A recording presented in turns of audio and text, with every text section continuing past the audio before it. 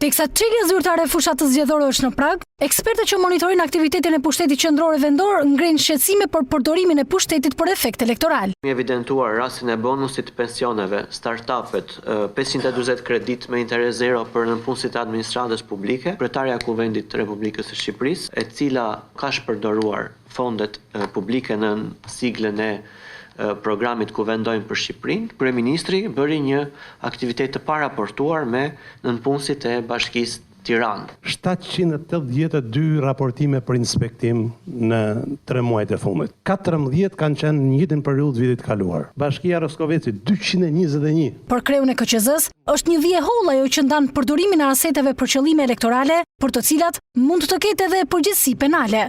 Shpresojmë që të kuptojmë të gjithë, përgjithsisht institucionet publike që ka disa kufite të cilët ata duhet t'i shkelin, përndryshe sanksionet mund të jenë edhe karakterit penal. Edhe muaji Ramazani duket se u përdor nga politika, pasi gati 100 iftar janë nështruar nga përfaqësues politik. Ne e dimë që Shqipëria është një vend i shuar për çështje fetare, por është interesante që ata i publikojnë vetë dhe me krenari dhe si rregull pavarësisht respektit ndaj fesë, i pyetëm komunitetet përkatëse se kush e ka organizuar dhe ata na thonë kryetari i bashkisë, deputeti, prefekti, ministri. Këto të dhëna u bën të ditura gjatë një tryeze të Komitetit Shqiptar të Helsinkit për administrimin e procesit zgjedhor, si dhe rekomandimet sa i takon efektivitetit të hetimeve të krimeve zgjedhore.